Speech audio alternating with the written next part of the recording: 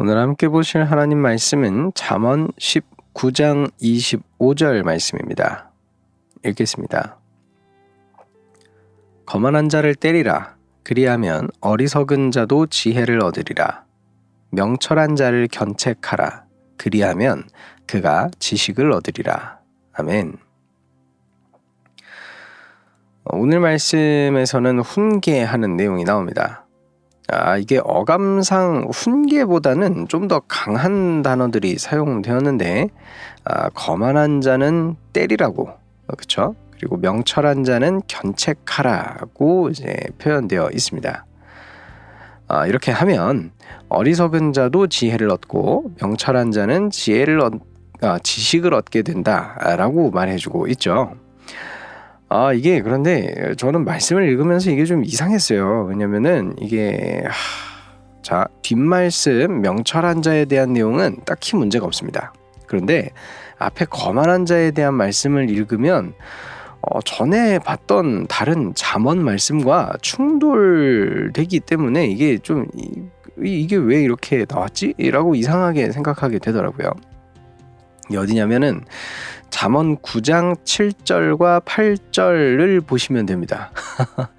자, 7절에서는 뭐라고 나와 있냐면 거만한 자를 징계하는 자는 도리어 능욕받는다 라고 나와 있고, 그리고 8절에서는 거만한 자를 책망하지 말라라고 나옵니다. 이것에 대한 해석도 큐티로그에 있거든요. 그래서 같이 들어보시면 좋을 듯합니다. 여튼 잠언 9장 7절과 8절에 이렇게 나와 있잖아요. 근데 오늘 말씀에서는 거만한 자를 때리래요. 이게 말씀의 내용이 서로 상충되잖아요. 어디는 책망하지 말라 그러고 어디는 때리면서까지 교정해야 된다 그러고, 이게 어떻게 된 걸까요? 두 가지의 해석이 있습니다. 두 가지가 서로 상충되지는 않기 때문에 합쳐도 되는데, 여튼 첫 번째는 뭐냐면 9장 7, 8절과는 또 다른 표현인 때리라는 말로 오늘 말씀에서는 사용이 되어 있잖아요. 그러니까 표현이 좀 다르니까 이에 따라서 징계 정도로는 이제 거만한 자를 하면은 도리어 안 될 수가 있으니까 아예 처벌의 영역으로 훨씬 더 강하게 하겠다라는 내용으로 볼 수 있습니다. 그렇게 해서 거만한 자를 때리고 처벌하고 이렇게 하면 그제서야 이 사람도 지혜를 얻게 된다는 내용으로 받아들여 볼 수 있습니다. 이렇게 하면 서로 상충되지는 않잖아요. 두 번째 해석은 말씀에 나오는 거만한 자와 어리석은 자, 이 두 사람을 다른 사람으로 해석하는 것입니다. 그러니까 거만한 자에게는 어차피 속이 경일기니까 그 사람한테 책망하고 징계하는 거는 별 소용은 없을지도 몰라. 그런데 그래도 이 거만한 자를 처벌은 해야 돼 라는 말씀으로 볼 수 있다는 겁니다. 그 이유는 뭐냐면 그 처벌되는 모습을 다른 사람들이 보고 경각심을 가질 수 있게 하기 때문입니다. 그래서 거만한 자를 보던 어리석은 자가 있다면 이 어리석은 자는 그 거만한 자와 비슷한 행동을 해도 괜찮겠다라고 생각을 하면서 거만한 자를 롤모델로 삼고 있었던 거예요.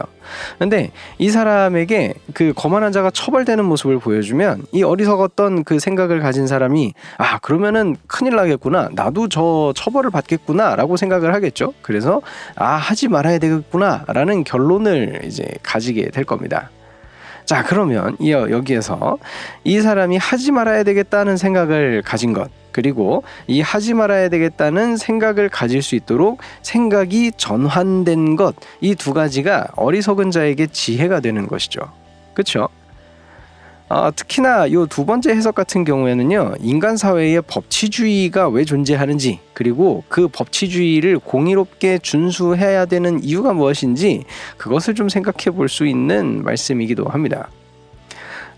그 사람 자체는 교정이 불가능하다고 하더라도 이 사람은 변하지 않고 범죄를 저지르는 놈이 된다고 하더라도 이 사회에 있는 다른 모두에게 경각심과 또 법을 준수하겠다는 마음을 심어줄 수 있기 때문에 법은 공의롭게 집행되어야 하고 또한 우리는 법치주의 사회 내에서 살아야 된다는 이야기를 해볼 수 있게 되는 것이죠.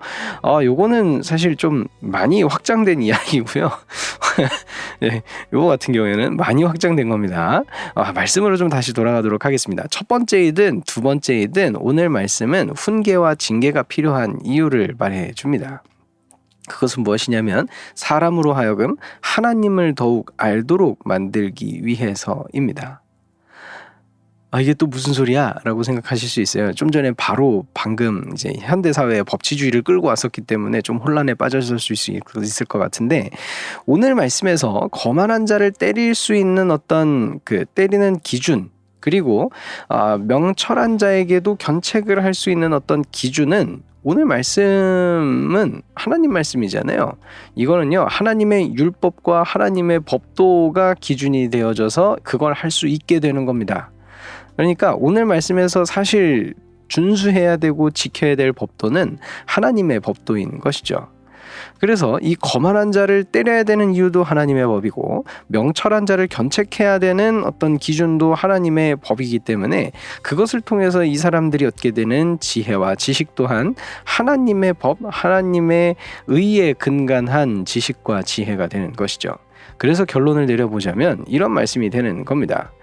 이 하나님을 거부하고 하나님보다 자신의 의를 따르던 이 거만한 자, 이 거만한 사람에게는 징계를 통해서 하나님을 아는 지혜를 가지게 하고, 이미 하나님을 알고 지혜를 가지고 있었던 이 명철한 자에게조차도 하나님을 더욱 잘 알 수 있는 그 지식, 하나님을 아는 지식을 얻게 하는 것, 그것이 훈계와 징계의 역할이라는 겁니다. 그래서 인간이 이 훈계와 징계를 받아들일 수 있고 필요로 한다는 것을 오늘 말씀은 얘기해주고 있습니다. 오늘 하루도 하나님을 더더욱 알아가는 시간이 되기를 소망합니다.